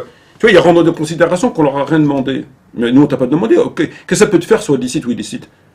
Ça, à la limite, c'est pas ton problème. À la limite, c'est pas ton problème. Tu réponds par rapport au commun des mortels, c'est quoi un voyage? Ils répondent pas à ça, ou ils répondent complètement à côté de la plaque en disant 80 km, donc ils répondent complètement à côté de la plaque, mais par contre, il va s'intéresser pourquoi tu vas voyager. Alors qu'en vérité, ça, c'est pas ton problème. Ce que tu peux considérer comme licite, toi, ben pour moi, ça n'est pas forcément parce que ceci, parce que cela. Je sais pas, il y a plein de choses après, tu vois, ça, à la limite, ça ne la regarde pas. L'essentiel, nous, ce qui nous intéresse, c'est le voyage. Dieu a autorisé aux voyageurs de ne pas jeûner. Le reste, les raisons pour lesquelles il va voyager, qu'est-ce qu'il va faire, c'est pas ton problème. Ça, c'est personnel. Donc, à la limite, tu n'as même besoin de t'exprimer sur ça. Parce que c'est personnel. Dieu, il t'a pas demandé de rentrer, de fouiller dans la vie des gens. Donc, il va de soi que c'est censé être licite parce qu'un musulman ne fait pas de haram, mais à la limite, c'est pas ton problème. Voilà, il répond 80 km, mais complètement à côté, mais après, il va te parler des raisons du voyage. Donc ça, ces éléments-là, ils sont occultés par eux. Alors qu'ils ont, normalement, pour savoir, ils auraient dû, évidemment, définir le voyage. Oui, en tout cas, avoir une idée. Même si tu ne veux pas vraiment le définir. Tu as une idée, qu'est-ce que c'est un voyage? Et quand tu regardes dans les hadiths du prophète, tu vas tomber sur ça. Donc, ou alors, ça n'a plus de sens. Ou alors, ça n'a plus de sens. Le voyage... Non, mais c'est évident que c'est pour la difficulté que le voyageur subit que Allah lui fait cette faveur. C'est comme vu que c'est mis dans le même rang que le malade. Oui, il y a une difficulté sérieuse. Voilà. Ouais. Bien évidemment, il y a une difficulté sérieuse. Ben, Et quand tu fais 80 km en voiture, tu n'as pas de difficulté. Voilà. D'ailleurs, j'ai juste une petite question comme ça, à ce niveau-là. Lorsque, par exemple, les gens ils partent en vacances, entre guillemets, c'est-à-dire ils vont faire peut-être, je sais pas moi, 400, 500, 600, 700 km ou 800 km. Est-ce que ça, justement, ça vaudrait comme un voyage ou non? Puisque est-ce que la question du voyage, comme la question du malade, elle est laissée à l'appréciation des gens. C'est pas une chose qui a été réglementée par le prophète en donnant la liste des maladies, la liste des voyages, la liste de ceci, il n'y a pas de ça. Ça laissait à l'appréciation des gens. Cependant, on sait que concernant la maladie ou le voyage, il faut que ça ait un effet sur la personne. Il faut que ça ait un effet. La maladie, pour qu'elle soit considérée comme maladie, et pour pas que tu jeûnes, il faut que ça ait un effet sur toi. Est-ce que tu considères qu'un mal de tête, c'est une maladie? Est-ce que tu considères que ton oreillette gratte, c'est une maladie, etc., etc. Il faut que ça ait un effet sur la personne. Un effet il ressent une difficulté. Après, c'est à lui de juger s'il le fait ou pas. C'est lui qui décidera. Mais s'il ne jeûne pas, il n'a pas commis de péché. Parce qu'il aura raisonnablement jugé que compte tenu de sa maladie, il ne jeûne pas. Mais il faut d'abord qu'il ressente l'effet. Il y a un effet sur la personne. C'est pas comme s'il était en bonne santé. Et après, il juge s'il le fait ou pas. Il se peut qu'il aurait pu le faire, il se peut qu'il aurait... Peu importe, c'est pas notre problème. Mais il faut qu'il y ait cet effet sur la personne. Et après, il dépend de la personne de faire ou pas. Le voyage, il faut qu'il ait un effet sur la personne. Et ça n'a pas les mêmes effets sur les mêmes gens. Une personne âgée, un jeune, en bateau, en voiture, en avion, etc., etc. Il fait chaud, il fait pas chaud, il pleut, il neige. Et donc il y a beaucoup d'éléments extérieurs qui varient selon le profil de la personne. Mais il y a un élément qui ne varie pas et qui ne peut pas varier, c'est le fait qu'il faut qu'il y ait un effet. Dès lors qu'il n'y a pas d'effet sur la personne, il n'y a pas de voyage. Prends ta voiture et faire 80 km en une demi-heure, tu n'es pas en voyage. C'est pas du voyage, ça. Le voyage a un effet, comme il a dit le prophète, c'est une partie de la souffrance ou de la douleur, ou de la torture, ou peu importe. Il faut que ça ait un effet. Comme la maladie, il faut que ça ait un effet. Une maladie qui n'a pas d'effet sur la personne, c'est pas une maladie. Il se sent pas bien, il n'est pas bien, oui, mais il n'est pas malade. Et c'est pour ça qu'ils ont dit l'avis que la personne ne peut pas prier debout. Il y a un effet sérieux. Tu vois, c'est un avis qui est raisonnable. Il n'est pas exagéré, il n'est pas. C'est un avis qui est raisonnable. Mais là, ils te disent non. 80 km, tu peux rompre ton jeûne, tu es en voyage. Et eux, ils retiennent le kilomètre. C'est ça qui les intéresse. Donc à l'époque du chameau, il faisait en Arabie, il faisait 80 km, il faut combien de temps 80 km en chameau, en marchant 10 heures, 12 heures, je sais pas, au moins. 10-12 heures. Ouais. Bon, voilà. Au moins. Dans le désert. Dans le désert en plus. Le ramadan, il fait chaud. C'est le mois des grandes chaleurs. D'accord? Donc il faut environ 10, 15, 12 heures, quelque chose comme ça. Donc c'est pas la même chose déjà. Sur une selle de chameau. Sur une selle de chameau. Peut-être qu'il n'y a pas d'eau avec lui, c'est pas assez. Tu vois? Donc c'est pas la même chose. Tu peux pas comparer ça avec une demi-heure en voiture. Ça n'a rien à voir. Tu vois? Et eux, ce qui les intéresse, c'est ça. Donc c'est ce qu'ils auraient fait avec le TFC, préparez-leur tout ce que vous pouvez, etc. Apprenez à vos enfants le javelot. Le prophète, il a dit javelot, c'est le javelot. Ben, va faire une guerre avec du javelot. Envoie tes enfants faire une guerre, le djihad avec des javelots. Et tu vas voir comment ils vont revenir. Il ne va pas rester grand-chose. À part le javelot, peut-être. Je voudrais te poser une question. Les moyens de locomotion modernes, c'est à peu près, on va dire, une centaine d'années. Est-ce que ça veut dire qu'on n'a pas eu de savants sérieux depuis une centaine d'années? Je ne sais pas ce qu'ils disent les autres. Moi, je ne sais pas. Moi, j'écoute cela. J'espère bien qu'il y a des savants raisonnables qui ont dit que, comme la zakat, quand tu regardes le livre Minhaj, la voie du musulman, il te dit que la zakat, elle se paye en chameau, en poule, en mouton. Alors que le livre il a été édité il y a 5 ans. Tu vas pas me dire que tu as payé aujourd'hui la zakat avec, aller au trésor public islamique avec des moutons. Et à un moment donné, il faut revoir la religion, tu vois, selon des outils scientifiques quand même, un peu quand même. C'est comme la guerre. Tu vas pas aller avec des javelots, avec des arcs. Enfin, tu peux pas. Donc tout ça, il faut le revoir. C'est comme l'ADN. À l'époque, il n'y avait pas d'ADN. Aujourd'hui, il y a de la haine, l'ADN. Donc si le prophète il demande, telle loi demande des témoins, ou aujourd'hui il y a l'ADN, c'est beaucoup plus fiable que des témoins. Ça évite que tu accuses des gens à tort et que tu tiens le bon coupable. Alors que quelqu'un oculaire, il peut mentir. Il peut mentir ou il peut se tromper, c'est prouvé ça. Alors que l'ADN, elle ne ment pas l'ADN, c'est une preuve scientifique. Donc est-ce qu'on doit utiliser l'ADN ou les témoins oculaires sous prétexte qu'on parle de témoins oculaires? Eux, c'était les moyens de leur époque. Ce sont des choses qu'ils ont vécues. Le prophète, quand il montait sur un âne, c'est parce qu'il ne pouvait pas monter dans une voiture. C'est tout. C'est pas parce qu'il aimait bien les ânes. C'est des choses de leur époque. C'est propre à leur époque. Aujourd'hui, on vit une autre époque. Donc, il faut revoir des choses, évidemment pas tout sans trahir les textes, selon l'époque dans laquelle tu vis. Donc, notamment l'ADN, le voyage, je sais pas, plein de choses, en fait, tu vois. Et ça, t'as pas le choix. Sinon, tu deviens d'une situation ridicule. Ils ont gardé le nombre de kilomètres. C'est tout. Le reste, c'est pas important. Le reste, c'est pas important. Donc demain, tu peux faire, avec ta voiture, admettons, tu peux faire 80 km en 5 minutes, on va dire. Donc tu es en voyage. Ils inventent quelque chose où tu montes dessus, tu fais 80 km. Un truc rapide, je sais pas moi, un espèce de train, je sais pas, peu importe, une chose, en tout cas, en ligne directe, tu vois. Il n'y a pas de feu rouge, il n'y a pas de circulation. Et en 10 minutes, allez. En 10 minutes, tu fais 80 km. Donc tu peux arrêter de jeûner en 10 minutes. En 1 seconde. Ce sera encore plus ridicule que ça. En 1 seconde, allez. Eh ben, ils vont te dire oui. Parce qu'on s'en tient au kilométrage. En 1 seconde, tu as fait combien de kilomètres? 80. Ah ben c'est bon, tu peux t'être en voyage. Pourquoi? Ben parce que 80. Il dirait la même chose. Parce qu'il le précise. Même en Boeing 747, en première classe. Donc il le précise. Donc pourquoi tu veux qu'ils revoient leur position à la hausse après? Ils n'ont qu'une raison de la revoir à la hausse. Parce qu'ils s'en tiennent au nombre de kilomètres. Donc demain, il y a quelque chose qui te transporte en 2 minutes, montre en main, 80 km, tu es en voyage. Tu peux manger. Tu pars à midi, tu arrives à midi 12, à midi 2, tu es en voyage. Le Boeing, il met pas beaucoup de temps pour faire 80 km. Entre autres, bien sûr. Même le Boeing, bien sûr. Donc en fait, si je comprends bien, si tu veux pas jeûner aujourd'hui, je fais, on va dire, 1h30 de voiture et c'est bon, quoi, et j'arrête de jeûner. Oui, non, là, il y a une espèce d'arnaque quand même, parce que le but, c'est d'éviter le jeûne. Donc ça, c'est les chiites qui disent ça. Il y a un certain nombre de chiites, ils disent que celui qui veut éviter de jeûner, il se met en voyage. La veille, il se barre, tu vois, il sort par la sortie. La veille, il sort par la sortie de secours. Soudainement, soudainement, tous les ramadans, il a envie de voyager, lui. Tu vois? Soudainement, c'est que pendant la ramadan qu'il a envie de voyager, tu vois. Ouais, bah, je crois que je vais y voyager, demain j'ai des trucs à faire. C'est ridicule. C'est ridicule. C'est ridicule. Tu me nous passes, monsieur Monsef Zanati. D'accord.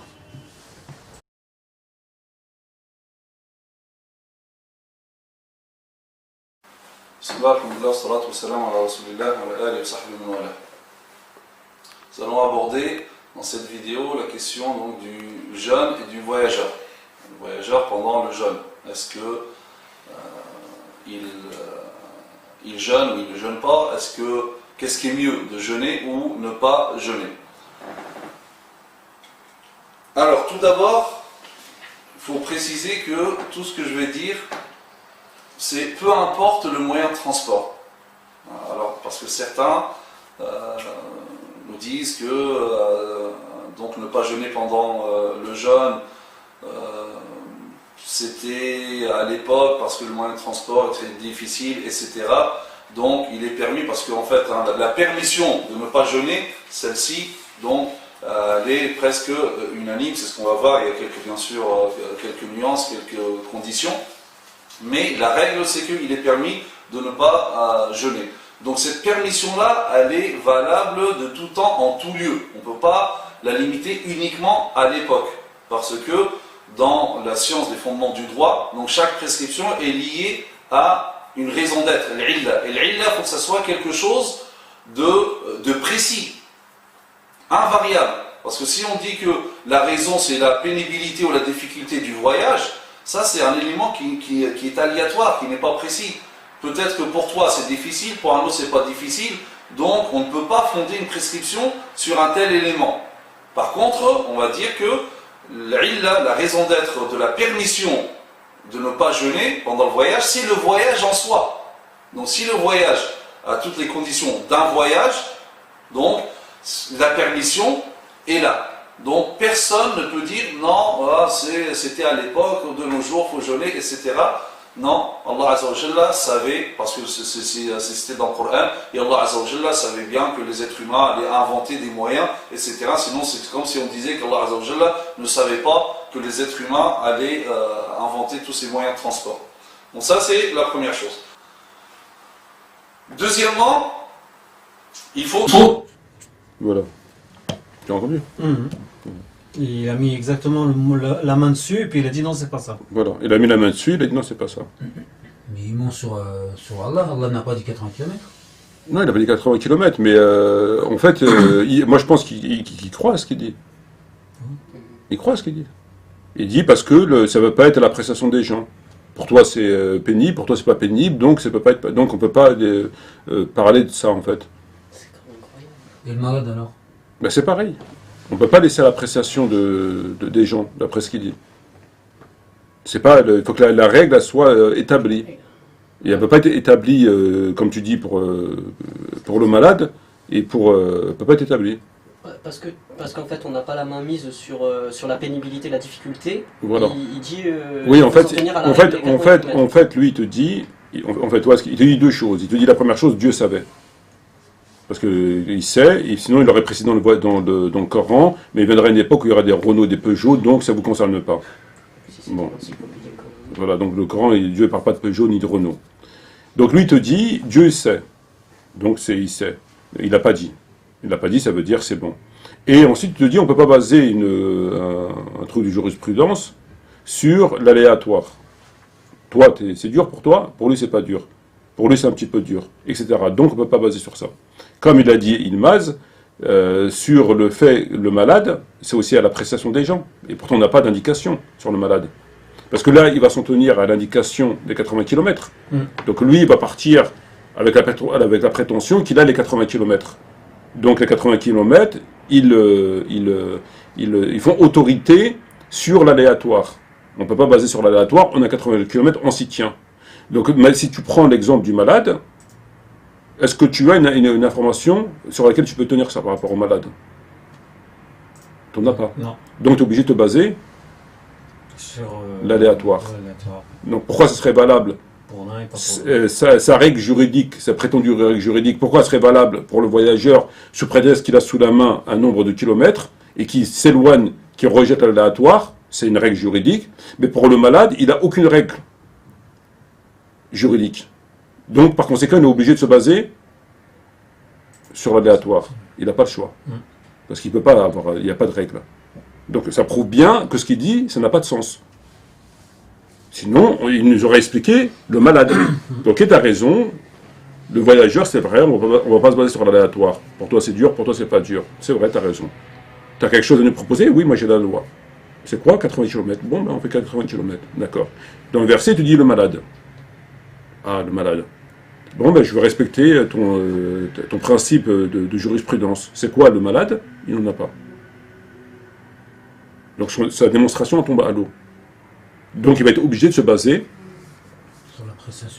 sur l'appréciation, sur l'aléatoire. Il n'a pas le choix. Alors, ça prouve que sa règle elle n'a pas de sens. Elle est valable pour un, mais elle n'est pas valable pour deux, alors que les deux éléments sont dans le Coran. Si elle était solide, elle répondrait au malade. Mais il ne peut pas répondre au malade, parce que Dieu dit le malade. Qu'est-ce qu'un malade? Ça laisse, chacun appréciera ce que c'est un malade. Pour toi, tu es malade, pour lui, il n'est pas malade. Est-ce que pour autant, toi, tu es fautif ou lui, il n'est pas fautif? Non. Est-ce qu'on a une règle? Non. On est obligé de se fier, les gens, entre eux et Allah. Voilà, c'est maintenant à l'appréciation des gens entre eux et Dieu. S'ils veulent tricher, c'est entre eux et Dieu. Donc sa règle, déjà, elle est bidon. Elle ne répond pas à l'ensemble de la question. Donc elle est bancale, ce qu'on appelle une théorie... Chiotte. Chiotte, merci. Donc c'est une théorie chiotte, elle est bancale. Ça te donne qui connaissait? Ouais.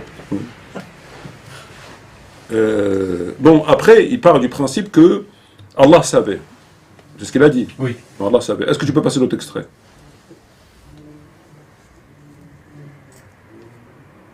Le prophète sallam est venu pour sortir cette communauté de l'ignorance vers le savoir. Donc là, il décrivait une situation, mais lui a appelé justement à la connaissance, au savoir, pour sortir la communauté de cette ignorance-là. La communauté n'est pas condamnée à ignorer le calcul astronomique. Voilà. Alors là, c'est très intéressant. Je ne sais pas si vous avez capté. Oui, moi j'ai capté chose, c'est comment que le prophète ne mène pas en fait sa nation à ignorer un certain nombre de choses, à les laisser dans l'ignorance, et plus particulièrement, il adoptera aujourd'hui le calcul astronomique. Et le calcul astronomique, à juste titre, c'est du coup, je crois que c'est 20 dernières, enfin, je crois que c'est de 2 dernières décennies, me semble-t-il, ou 50 dernières années peut-être. 50 dernières années, pas plus. Non, j'ai peut-être même avant, mais bon, peu importe. En tout cas, il nous pousse à...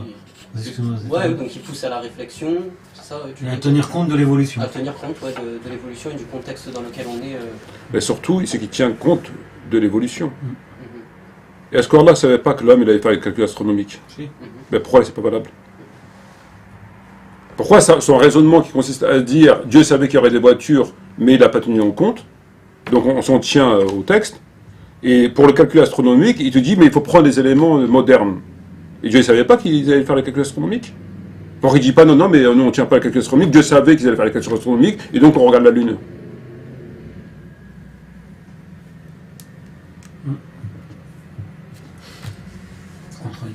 Il se contredit. Ben dans ce cas-là, moi aussi, je peux lui dire, mais Dieu il savait qu'ils allaient faire les calculs astronomiques, non? Allah, il savait ou il ne savait pas? Forcément. Il savait. Ben alors ben, s'il savait, pourquoi il ne l'a pas dit, etc., comme les voitures? Donc c'est, tu vois, 2 poids, 2 mesures. Concernant le jeûne, on ne prend pas les voitures, Dieu savait qu'il y aurait des voitures, on n'en veut pas, Dieu le savait, mais concernant le jeûne du Ramadan, la nouvelle lune, là il te dit, il faut prendre les calculs astronomiques, etc. Mais là, Dieu il ne sait plus. Dieu ne savait pas que l'homme il allait inventer le calcul astronomique. J'avais éventuellement un contre-argument pour lui. Oui, je suis pris. Il dirait que c'est pas des éléments aléatoires. C'est-à-dire Non, mais là, lui, dans sa démonstration qu'il a fait par rapport aux jeunes, il n'a pas parlé que des éléments aléatoires. L'élément aléatoire, c'est 2 arguments. il a évoqué l'élément selon lequel Dieu sait, donc on ne prend pas en considération, parce que Dieu savait, donc tout ce que tu pourrais me ramener, qui pourrait modifier mon jugement, j'en veux pas, parce que Dieu savait. Et après, il a pris la règle de fixe, selon laquelle on ne prend pas des éléments aléatoires. Et on s'en tient à une règle fixe. L'élément aléatoire, on n'en veut pas, parce que ça diffère selon les gens. Il a pris deux arguments, en fait. Donc pour le premier argument, ça répond au calcul astronomique, et pour le second, ça répond aux malades sur lesquels on est obligé de se fier à des éléments aléatoires. Ou alors qu'ils nous disent comment ils peuvent décider que tout le monde est malade et tout le monde n'est pas malade. D'après, qui nous donne un critère selon lequel on sait que tu es malade. À partir de quand tu peux ne pas jeûner, on peut t'appliquer le verset du malade. Il peut pas. Et ça n'existe pas. Tu peux pas dire... toi, demain, tu t'estimes que tu es malade, je ne veux pas dire que tu n'es pas malade quand même. Tu estimes que tu es malade, je ne vais pas dire que tu n'es pas malade. Ben voilà. Donc il n'y a pas d'élément qu'on puisse mettre tout le monde dans le même truc pour les malades. Il n'y en a pas. Et c'est pour ça que les savants eux-mêmes ne savent pas. Ils te disent, oui, on considère que être malade, c'est ne pas pouvoir prier debout. Mais ça, c'est pour se rapprocher. Mais ils n'ont pas dit, être malade, c'est ça. En dehors de ça, tu n'es pas malade. Ça n'existe pas. Donc cette démonstration de fait, elle est bancale. Je vous laisse... Hein, c'est fini. Hein. Je vous laisse le mot de la fin. Mais Dieu ne parle jamais de 80 km. Dieu dit, ouais, si vous êtes en voyage. Non, la sunna. La sunna, oui, mais de toute façon, aujourd'hui, un être censé, pour lui, c'est quoi un voyage? Pour moi, si je me dis à ma famille, je vais voyager, je pars en voyage, je leur fais la bise, je prépare ma valise, je prends peut-être des trucs pour manger sur la route, tout ça. Pour moi, c'est même dans l'esprit, je vais porter en moi l'esprit, la sensation de voyage. Je vais dire au revoir à tout le monde. Moi, quand je sors, je prends ma voiture tous les jours pour aller faire 100 km pour travailler. Je fais 100 km aller, 100 km retour. Ouais, mais là, tu pars avec l'intention de travailler, pas d'aller en voyage. Donc, c'est pas valable. Ben, je l'ai fait, si tu fais 100 000 km dans l'intention de travailler, t'es pas en voyage. Faut jeûner. À 100 000 km, faut jeûner. Ouais, 100 000 km, faut jeûner. Si tu fais 100 000 km, tu fais 10 fois le tour de la planète, mais sans chercher du travail, t'es pas en voyage. Ah, il avait dit ça. Ah, c'est ça, c'est voyage. L'intention. Par contre, si tu fais une demi-heure en voiture dans l'intention de voyager, t'es en voyage. Donc le mec qui veut faire 100 000 km, vaut mieux qu'il parte pour le voyage, pendant le ramadan, s'il n'a pas envie de mourir sur la route. C'est ce qu'ils disent. Il faut partir pour le voyage. Si tu pars pour travailler, tu n'es pas en voyage. Tu es parti pour travailler. Un chauffeur de taxi, lui, est-ce que c'est valable pour lui? Qui fait tant de kilomètres par jour. C'est un chauffeur de taxi, il travaille. Est-ce qu'il est en voyage? Non. Ben, il me semble qu'ils disent que oui. Ah, ils disent que oui. Oui, parce qu'il y a, oui, j'ai vu des vidéos où ils disaient oui. Ouais. C'est spécial. Moi, j'ai fini. Donc on a affaire à la secte des farfelus, c'est ça, la secte... Non, mais c'est édifiant quand même, franchement. En fait, j'ai l'impression que c'est pas des gens qui sont aptes à donner des avis juridiques. C'est pas une impression d'ailleurs. Ce sont des gens qui sont pas aptes à ça, qui n'ont pas la compétence pour ça. C'est qu'un avis. C'est ça? Ouais, je pense qu'on a tous le même, on a tous le même avis. Hein. Tout le monde trouve ça ridicule. À part ceux qui ça les arrange, je pense. C'est-à-dire? Bah, si ça m'arrange de ne pas jeûner, je pencherai vers eux. Mais en fait, qu'est-ce que tu penses du hadith qu'ils exploitent pour le tarawih, mais pas le reste, le jour de toute l'année? Ceux qui fait ces ablutions, qui fait le rakha, etc., Dieu pardonne ses péchés passés. Pourquoi ils ne prennent pas celui-là? Mais il y en a même, il a dit juste tu fais tes ablutions, toutes les 8 portes du paradis qui sont. 8, ouais. Mais après, je sais pas si ça s'ouvre en même temps ou une après l'autre. Pourquoi ils ne le prennent pas? Parce que ça les arrange pas, tout simplement. Tu te rends compte? Il te sort quelque chose comme ça, comme si c'était un truc extraordinaire. En fin de compte, t'as beaucoup plus simple, c'est incroyable. Ah, c'est comme tu l'as dit, hein, c'est par faute, par défaut. Ils l'utilisent par défaut. Ils n'ont rien d'autre. Comme tu l'avais démontré dans enquête sur les Talawir et sur le débriefing que tu avais fait, c'est qu'ils prennent ce qui leur arrange, tout simplement. Ils essaient de prendre ce qui leur arrange, c'est tout, et ils s'en tiennent à cela, ni plus ni moins. C'est vrai que quand tu prends le dossier, il est léger. Il est léger.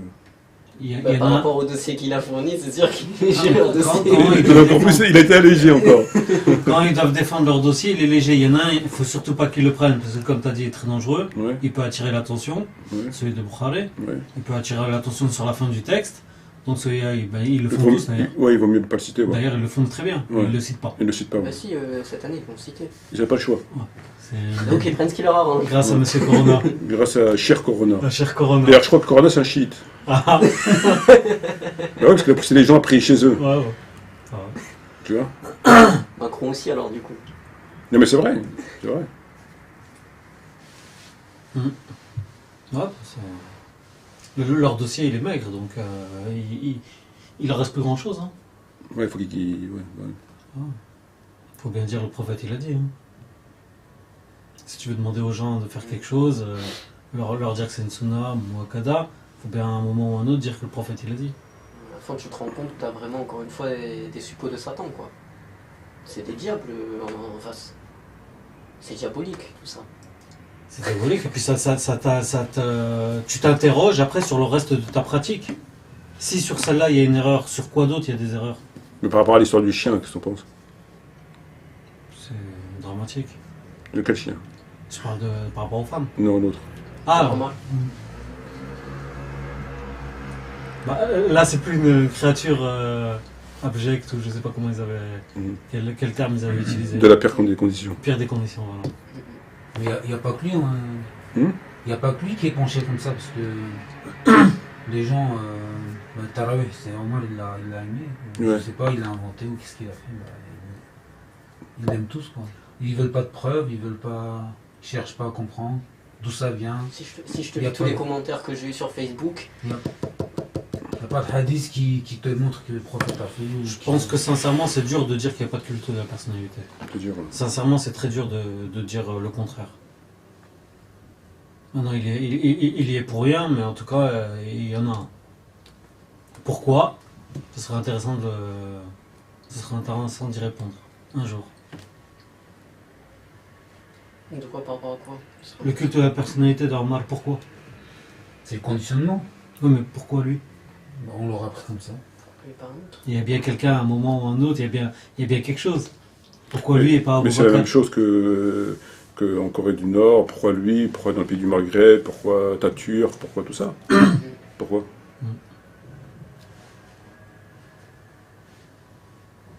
Ils adorent aujourd'hui, il y en a qui adorent des tyrans. Oui, mais à l'époque, ça venait d'eux-mêmes, ça venait des tyrans eux-mêmes. Non. Non, enfin, Mais aujourd'hui, il y a des gens qui sont adorés, et le tyran, il leur demande rien en fait. Et c'est des gens qui se disent musulmans. Et que ces tyrans sont à l'opposé du prophète. Et que les deux personnes ne peuvent pas être dans le cœur d'un croyant cohabiter. C'est ou l'un ou l'autre. Voilà. Pourquoi ils sont attachés à ces gens-là, alors qu'ils se disent musulmans?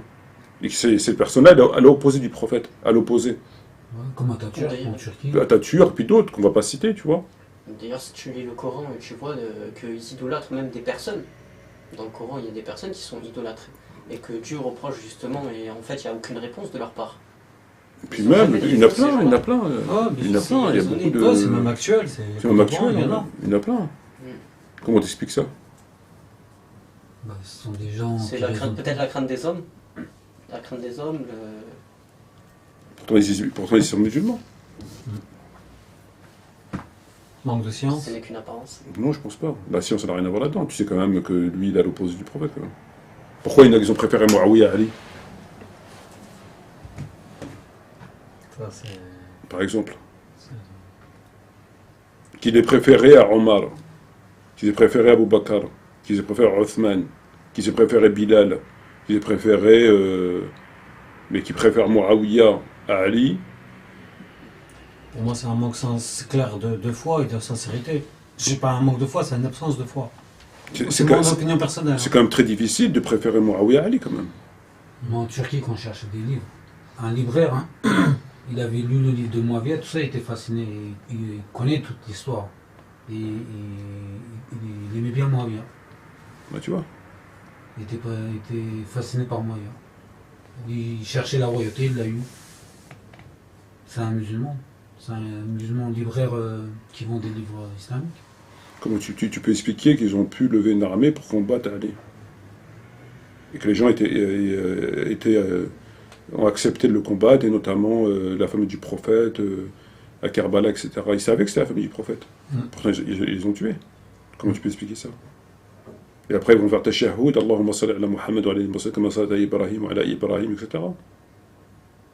C'est des musulmans, non? Ouais. Ben alors comment tu expliques ils ont pu faire ça, sans que ça les empêche d'aller faire la salat après? Le point commun, et on terminera sur ça, entre les gens de l'époque qui ont fait ce qu'ils ont fait, et les prédicateurs qu'on a aujourd'hui, le point commun entre les deux, c'est que ces prédicateurs, ce sont des petits Muawiyah. Le point commun qu'on a entre les deux, c'est que tous les deux, ils acceptent de piétiner les livres de Dieu.